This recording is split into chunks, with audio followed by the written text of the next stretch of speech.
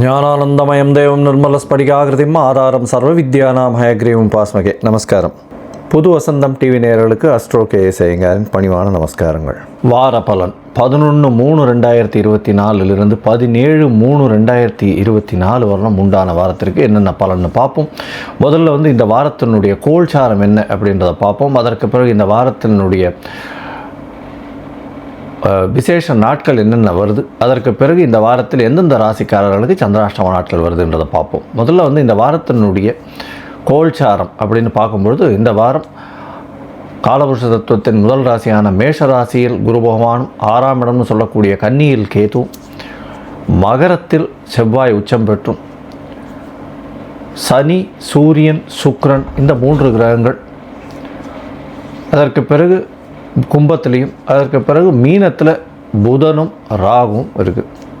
இந்த வாரத்தில் பார்த்தாலேயானால் 14ஆம் தேதி அன்னைக்கு சூரிய பகவான் கும்பத்திலிருந்து மீனத்துக்கு போகிறார்.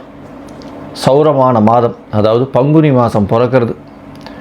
இந்த காலகட்டம் மாசியும் பங்குனியும் கூடக்கூடிய காலம். இது காரடையான் நோன்பு அப்படின்னு சொல்லுவாள். மாசியும் பங்குனியும் கூடுறது, இந்த சரடு கட்டுறது அதெல்லாம் சொல்லுவாள். இதை தவிர செவ்வாய் பகவான் மகரத்திலிருந்து கும்பத்துக்கு போகிறார். சூரிய பகவான் கும்பத்திலிருந்து மீனத்துக்கு போகிறார். இந்த வாரத்தில் வரக்கூடிய பெயர்ச்சிகள் அப்படின்னு பார்த்தாலேயானால் இதுதான். சந்திர பகவான் அதிவேகமாக செல்லக்கூடிய கிரகம் அப்படின்றவர் மீன ராசி பூரட்டாதி நட்சத்திரத்திலிருந்து திருவாதிரை நட்சத்திரம் மிதுன ராசி வரலும் போகிறார்.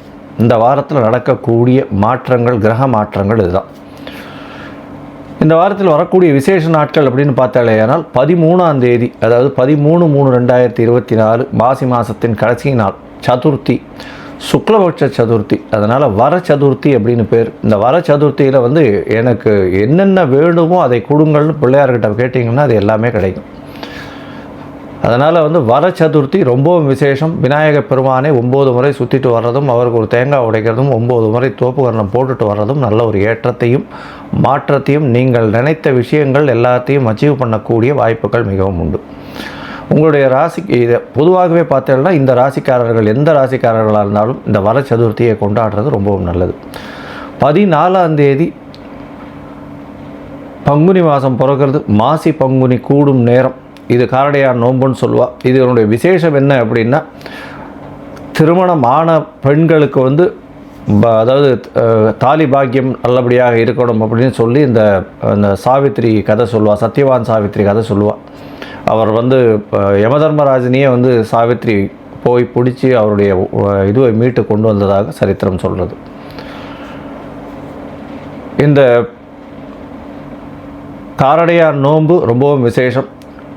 எல்லோரும் அந்த காரடையான் நோன்பு எப்போ கயிறு கட்டிக்கணும், அதாவது இந்த கயிறு கட்டிக்கணும், நோன்பு கயிறு கட்டிக்கணும் அப்படின்றத பக்கத்தில் இருக்கக்கூடிய உங்களுடைய பக்கத்தில் இருக்கக்கூடிய கோவிலில் இருக்கக்கூடிய அர்ச்சகரையோ இல்லை ஜோதிடர்களையோ பார்த்து கேட்டு தெரிஞ்சுட்டு நல்ல ஹோரைகள், சுப ஹோரைகள், அதுவும் வியாழக்கிழமை பிறக்கிறது இந்த வாட்டி சுப ஹோரைகளில் பண்ணிக்கிறது ரொம்பவும் நல்லது. இந்த வாரத்தில் பார்த்தாலேனால் 15ஆம் தேதி சஷ்டி விரதம். சஷ்டியில் விரதம் இருந்தால் அகப்பையில் வரும் அப்படின்னு சொல்லுவாங்க. குழந்தை பிராப்தி இல்லாதவர்களுக்கு குழந்தை பிராப்திக்காக விரதம் இருக்கிறது அப்படின்றது ரொம்பவும் முக்கியம். சஷ்டியில் விரதம் இருக்கிறதன் மூலியமாக குழந்தை பிராப்தி ஏற்படக்கூடிய பாக்கியம் உண்டு. இதை தவிர சஷ்டியில் விரதம் இருக்கிறதன் மூலியமாக எதிரிகள் அற்ற நிலை இருக்கக்கூடிய காலகட்டமாக அமையும். இது ஒரு பெரிய ஏற்றத்தை கொடுக்கக்கூடிய நாள். முருகப்பெருமானுடைய அறுபடை வீடுகள்லையும் எல்லாமே ரொம்பவும் விசேஷமாக இருக்கும். எல்லா முருகன் கோவிலையும் ரொம்பவும் விசேஷம் இருக்கும். கந்த சஷ்டி கவசம் இன்றைக்கி படிக்கிறது ரொம்பவும் நல்லது. அதாவது சஷ்டி அன்னைக்கு ரொம்பவும் நல்லது. இந்த வாரத்தில் பார்த்தாலேயானால் எந்தெந்த ராசிக்காரர்களுக்கு சந்திராஷ்டமம் அப்படின்னு பார்க்கும்பொழுது, சிம்ம ராசிக்காரர்கள், கன்னி ராசிக்காரர்கள், துலா ராசிக்காரர்கள் மற்றும் விருச்சிக ராசிக்காரர்கள், இந்த 4 ராசிக்காரர்களுக்கு சந்திராஷ்டமம். சந்திராஷ்டமம்னா உங்களுடைய பிறந்த ராசியிலிருந்து சந்திர பகவான் 8ஆம் இடத்துல மறையக்கூடிய காலகட்டத்தை சந்திராஷ்டமம்னு சொல்கிறோம். சந்திர பகவான் மதிகாரகன் அப்படின்றதுனால மதி மயங்கி இருக்கக்கூடிய காலகட்டத்தில் புதிய முடிவுகள் வேண்டாம், பெரிய வெளிநாடு வெளியூர் பிரயாணம் வேண்டாம், யாருக்கும் ஜாமீன் கையெழுத்து போட தேவையில்லை, தேவையற்ற விஷயங்களில் தலையிடுவது தேவையில்லை. இது எல்லாத்தையும் வலியுறுத்தி சொல்கிறோம். ஒருவேளை நீங்கள் வெளிநாடு போகணும், புதிய முடிவை எடுக்க வேண்டிய கட்டாயத்தில் தள்ளப்படுறீங்க அப்படின்னும் பொழுது சந்திர பகவானுக்கு உண்டான எளிய பரிகாரம் அப்படின்னு சொல்லக்கூடிய தண்ணீர் பாட்டில், தண்ணீர் வந்து வாங்கி ஒரு 10 பேருக்கு தானம் பண்ணுங்க. அதுவும் வெய்ய காலம் வேறு வர ஆரம்பிச்சுடுது. அதனால் ஒரு 10 பேருக்கு உங்களால் முடிஞ்சது ஒரு வாட்டர் பாட்டிலில் இல்லை தண்ணீர் வந்து தானம் பண்ணுறதன் மூலியமாக சந்திர பகவானுக்கு உண்டான எளிய பரிகாரமாக சொல்லப்படுகிறது. அந்த தண்ணீர் பாட்டில் தானம் பண்ணுறது இந்த வழிப்போக்கர்கள் அந்த மாதிரி வந்து ஏதாவது கோவிலுக்கு போகிறவா ஏதாவது இது பண்ணுறவா அவளுக்கு கொடுக்குறது ரொம்பவும் நல்லது.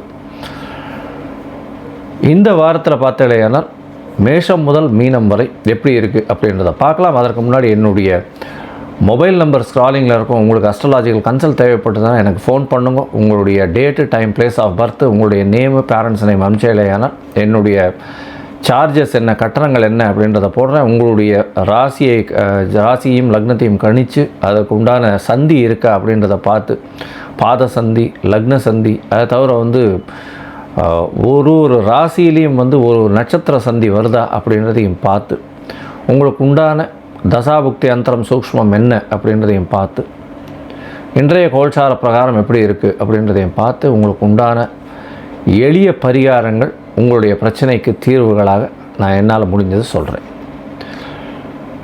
இப்போது மேஷம் முதல் மீனம் வரை 11/3/2024 முதல் 17/3/2024 வரை உண்டான நாட்களுக்கு எப்படி இருக்குன்னு பார்க்கலாம். கும்பம், அவிட்டம், சதயம், பூரட்டாதி இந்த 3 நட்சத்திரம் 9 பாதங்களை கொண்ட ராசி. ராசியின் அதிபதி அப்படின்னு சொல்லக்கூடியவர் சனி பகவான் ஆட்சி பெற்று இருக்கக்கூடிய காலகட்டத்தில் இருக்குது. ஜென்ம சனி நடக்கிறது.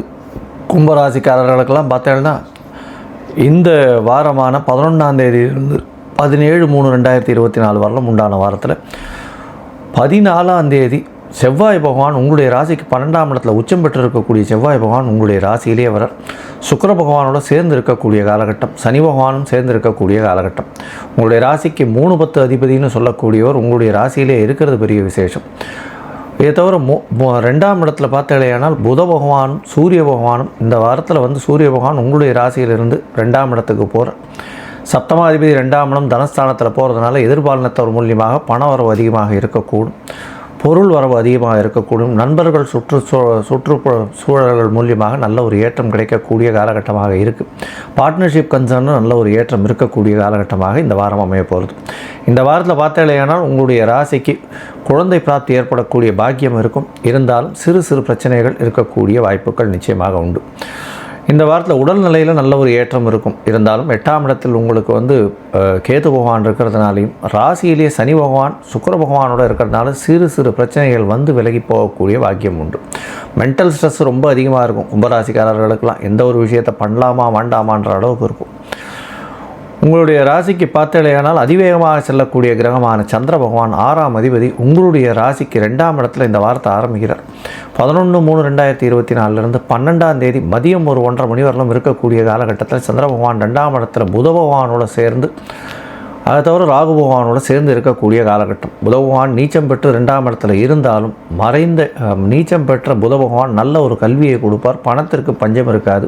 உங்களுடைய பதவி புகழ் அந்தஸ்தெல்லாம் ஒரு ஏற்றம் இருக்கக்கூடிய காலகட்டமாக இருக்குது.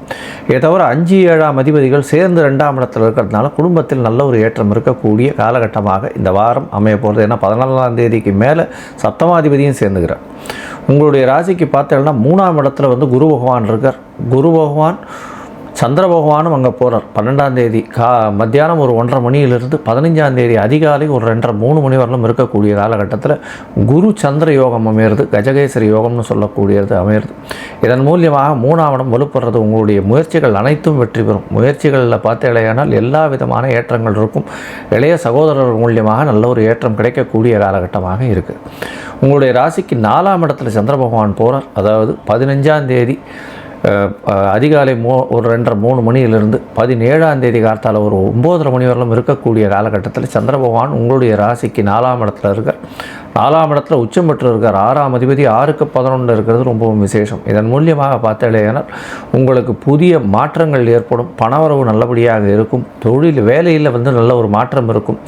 எடுத்த காரியங்கள் அனைத்தும் நிறைவேறக்கூடிய வாய்ப்புகள் உண்டு. படிக்கக்கூடிய மாணவர்களுக்கு நல்ல ஒரு ஏற்றம் கிடைக்கக்கூடிய காலகட்டமாக இருக்கும். போட்டித் தேர்வில் வெற்றி பெறக்கூடிய காலகட்டமாக இந்த வாரம் அமையிறது.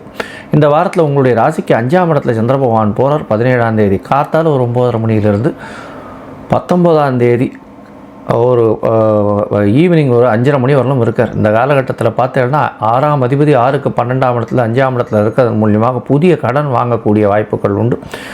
புதுசாக வந்து வீட்டுக்கு உண்டான அலங்கார பொருட்கள் வாங்குவீங்க. குழந்தைகளுக்கு சிறு சிறு செலவுகள் செய்யக்கூடிய காலகட்டமாக இந்த வாரம் அமைகிறது.